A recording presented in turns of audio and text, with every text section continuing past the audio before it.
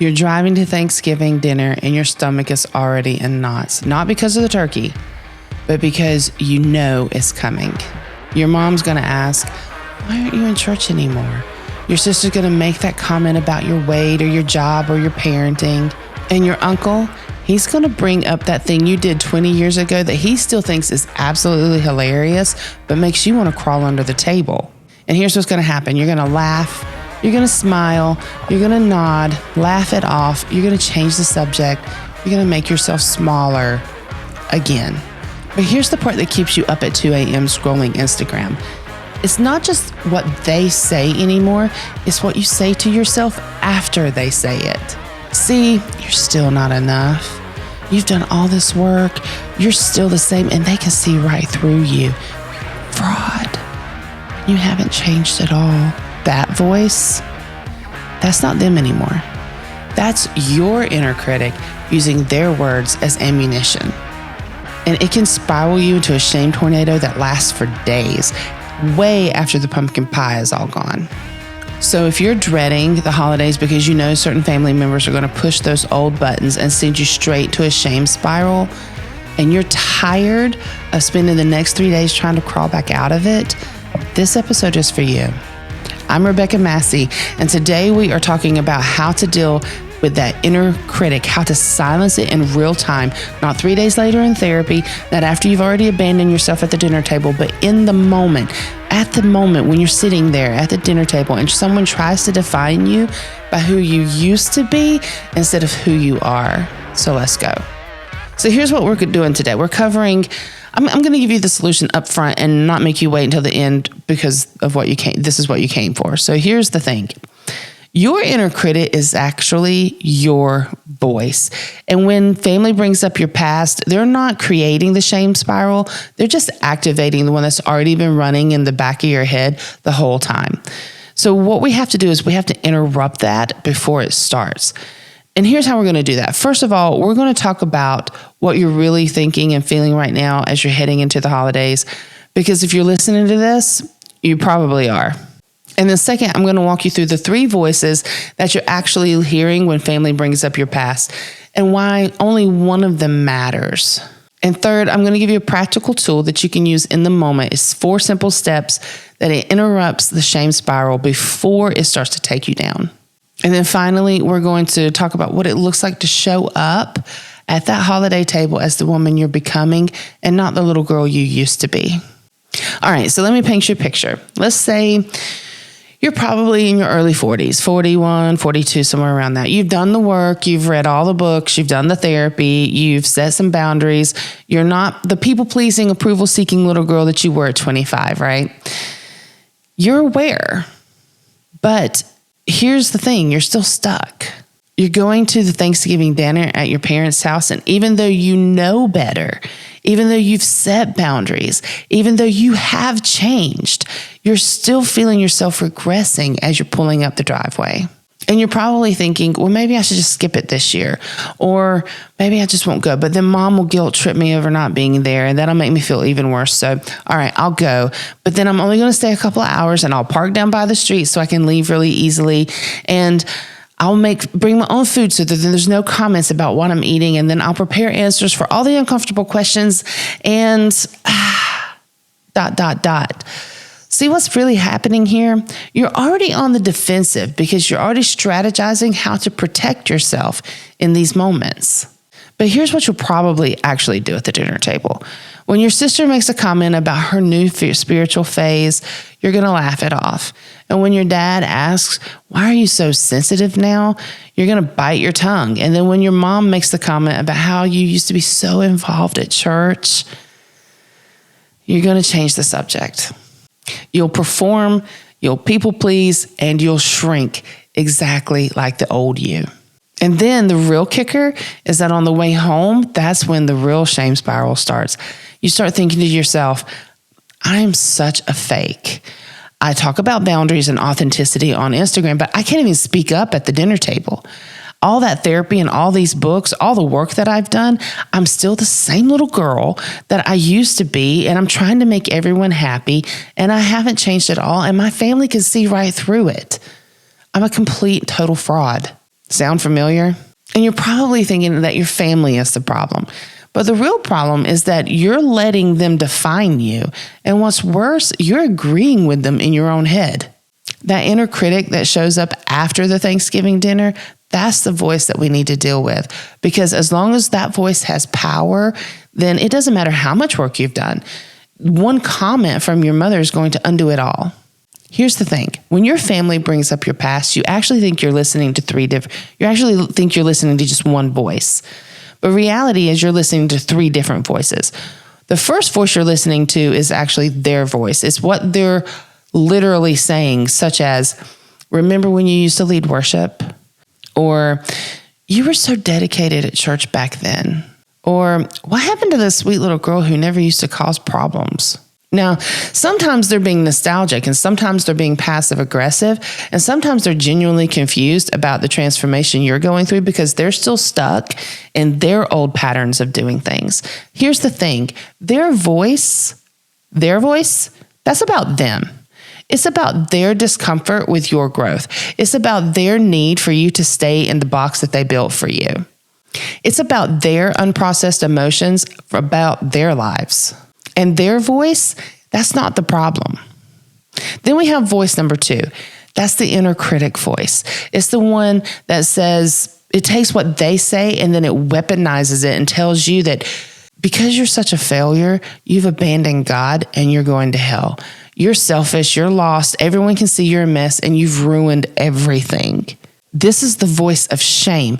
It's the voice of every false belief, every stronghold, every wound that never fully healed. And it sounds like truth because it's been your companions for so long. It's very familiar. And here's what makes it so insidious. It uses your voice. It sounds like you. And so therefore you think it is you, but it's not. It's actually an orphan spirit that is imposing itself and using your voice to make you think it's you. And the thing is, it's bringing up all the things that you've believed about yourself for years, and it's just reinforcing those things. That's why it has so much power, is because you think it's actually you, but it's not. It's not you. It's the old you. It's the voice of who you were before you understood your true identity. It's the orphan spirit. It's not the daughter. And that is the voice we're going to silence today. Then we have the third voice. This is your true voice. This is the voice of who you're becoming, the voice of your authentic self. It is the woman who knows who she is, and what she's here to do. This voice says, I'm not who I used to be, and that's a good thing. I've grown, I've healed, I've chosen freedom over performance. I'm becoming more me, not less. And the fact that they're uncomfortable with my growth, that's their work to do, not mine. This voice is grounded, is calm, is powerful, and it doesn't need to defend itself. It doesn't need to explain itself, and it doesn't need their approval. This voice is the one we're reclaiming. So how do you actually do this? All right. How do you silence the inner critic in the moment? When Aunt Linda brings up your divorce, or your brother makes a comment about your political views, or your mom asks, why are you so angry now? I'm going to give you a 4-step process that you can use in real time, not therapy next week, not later in the day, but right there while you're sitting at the table. We're going to do this. Step 1, you're going to name the activation.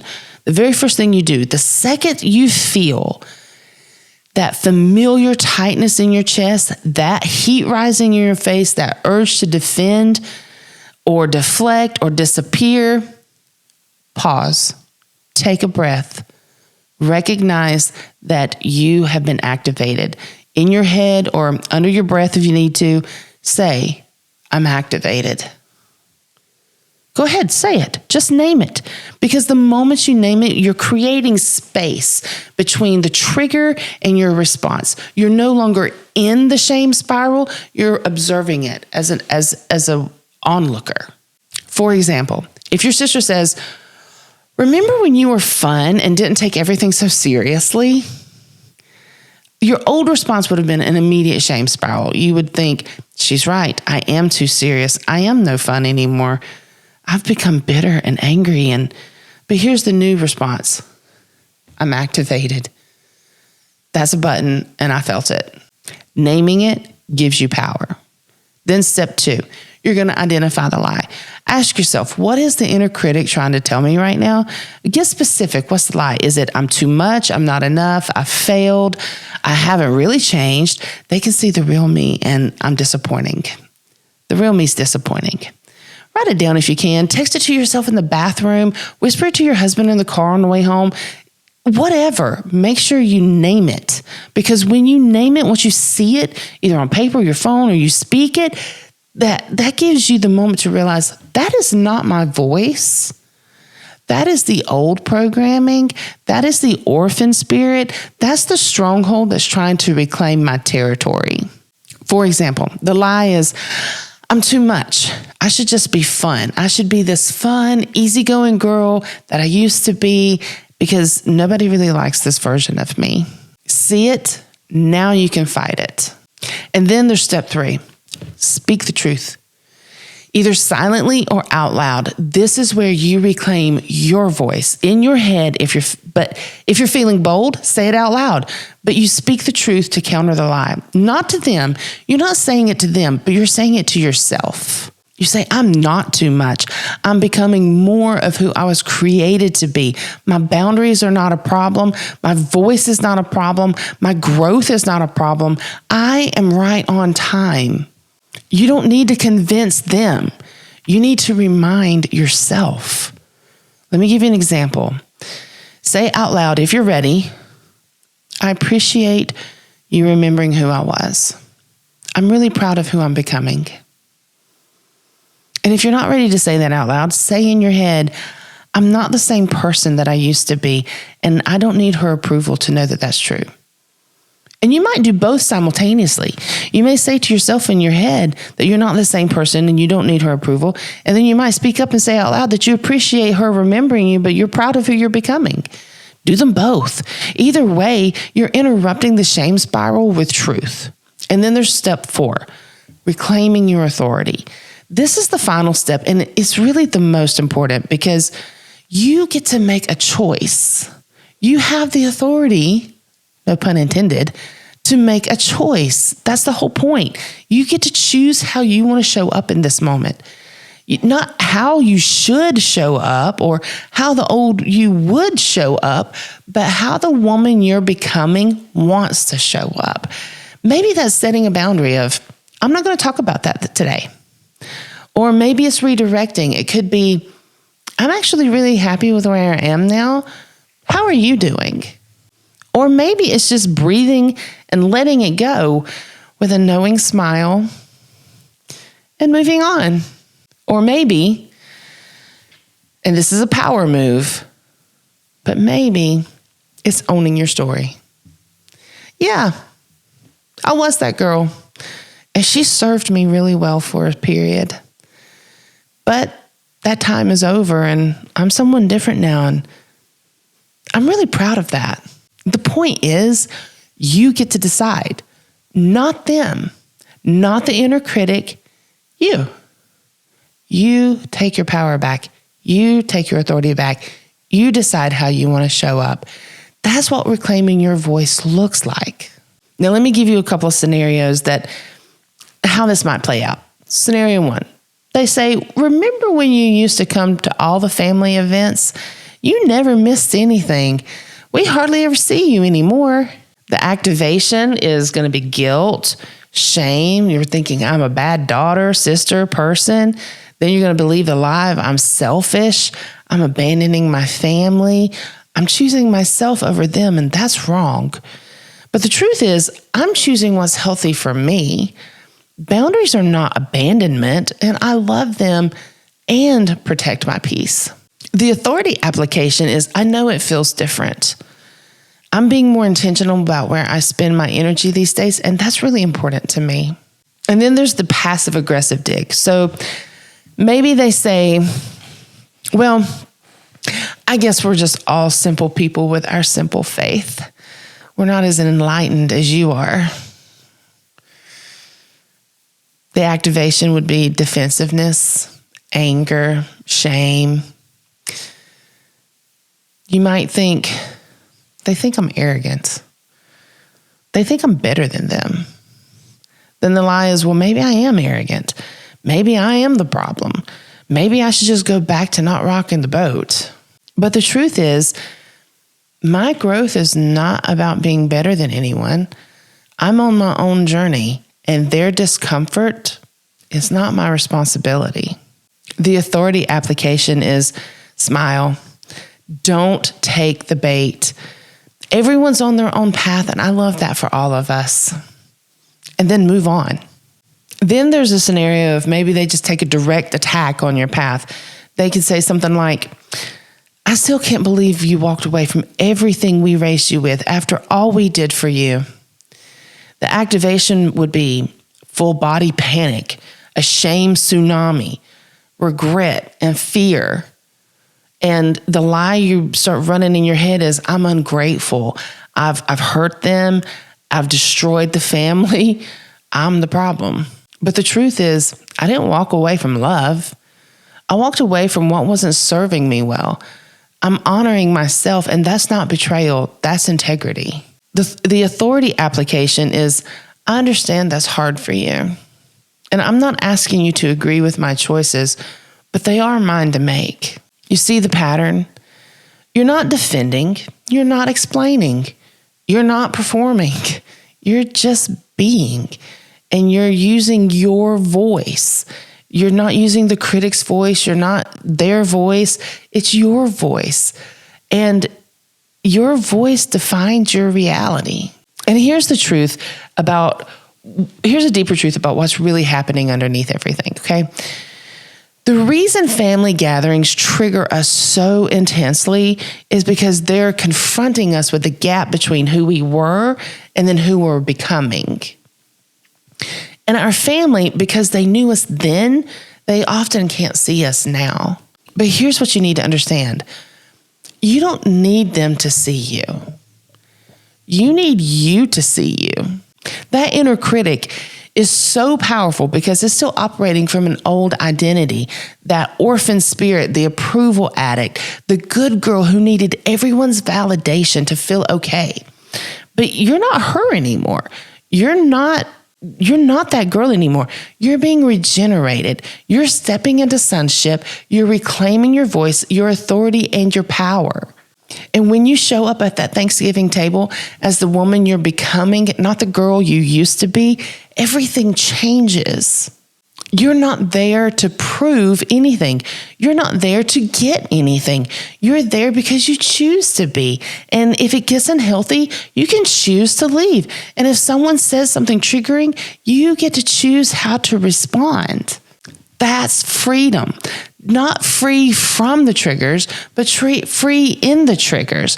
When everything is going down, you can still have freedom in the midst of it. Freedom to be yourself, even when they can't see it yet. Freedom to let the inner critic talk, but not get in the driver's seat.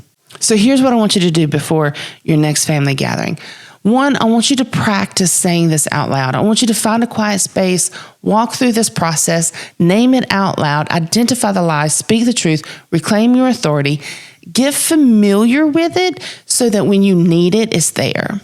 And then I want you to write down the top 3 lies that your inner critic typically tells you in family settings. Get them on paper because once you see them, you can fight them. And then I want you to decide how you're going to show up. Decide that.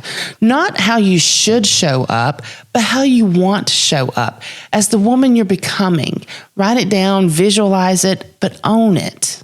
And listen, if you still spiral after Thanksgiving, that's okay. It's not about being perfect. It's about being aware. It's about progression. It's about interrupting the pattern one time instead of 0 times. It's about taking back your power once so that you can do it again next time. You're not broken. You're not failing. You're just in the middle of transformation. And transformation is messy, but you're doing it. You're doing it. And I'm proud of you. And listen, if you feel like you want to go deeper on this and you need some more help, I'm having a workshop November 25th. Go to the link in the description box below, sign up. Spaces are limited. I'm wanting to keep it small so that I can go deep with those who attend. But if you can't attend the workshop, Go back and listen to this episode again. Practice this before you get to the dinner table. And hey, if this episode helped you, make sure you share it with another woman who needs to hear it. Screenshot it, tag me on Instagram, let me know what resonated. But remember, your inner critic is not your truth, and your family's opinion of you is not the truth. The only voice that matters is the one that talks about who you really are. And that's the voice we're reclaiming. Wishing you the happiest of holiday seasons. I'll see you next time.